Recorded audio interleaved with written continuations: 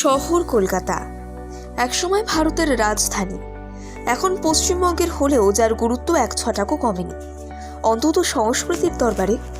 সেই সংস্কৃতির মধ্যে ওতপ্রোতভাবে জড়িয়ে রয়েছে ধর্মীয় সংস্কৃতিও। বাস্তববাদ, নাস্তিকতার ধর্ম পালনের মধ্যেও শহর কলকাতার মানুষ আস্তিকতাকে গোপনে আড়ালে রেখেছে। কখনো গোপনে, কখনো প্রকাশ্যে, কখনো পর্যটনের ছলে তারা ধর্মাচরণ আগলে চলেছেন, পালন করে চলেছেন। তেমনই এক নতুন পর্যটন স্থল বা পর্যটনের কেন্দ্র পেয়ে গিয়েছে এই শহর।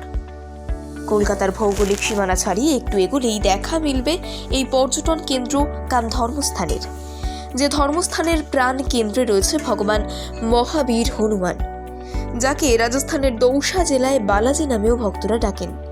সারা ভারত থেকে লক্ষ লক্ষ ভক্ত সেই বালাজি মন্দির যান।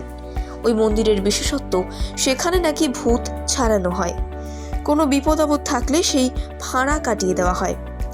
সাধারণত ভগবান হনুমানের যে ছবি আমরা বেশিরভাগ সময় দেখি, তার সঙ্গে অবশ্য বালাজি হনুমানের ছবির মিল বেশ কম।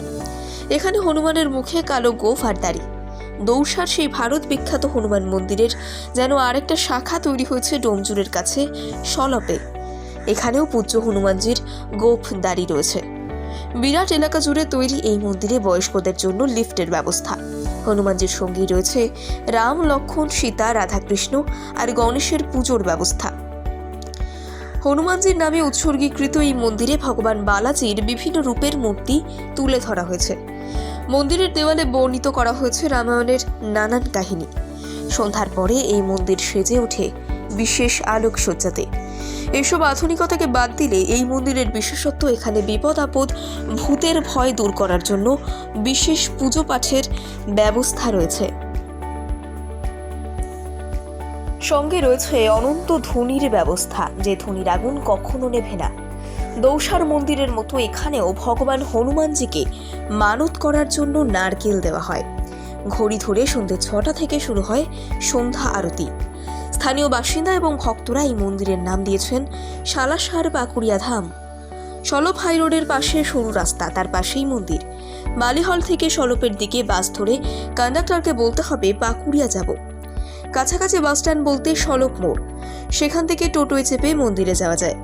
সকাল 5:30 থেকে রাত 8টা পর্যন্ত এই মন্দির খোলা। বিনামূল্যে জুতো খুলে রাখার ব্যবস্থা রয়েছে এখানে। বিনামূল্যেই আবার খিচুড়ি থেকে অন্যান্য প্রসাদ দেওয়া হয়। ভক্তদের বিশ্বাস, মন্দিরটি অত্যন্ত জাগ্রত, যেখানে গিয়ে প্রার্থনা করলে হনুমানজি ভক্তের মনস্কামনা পূরণ করেন।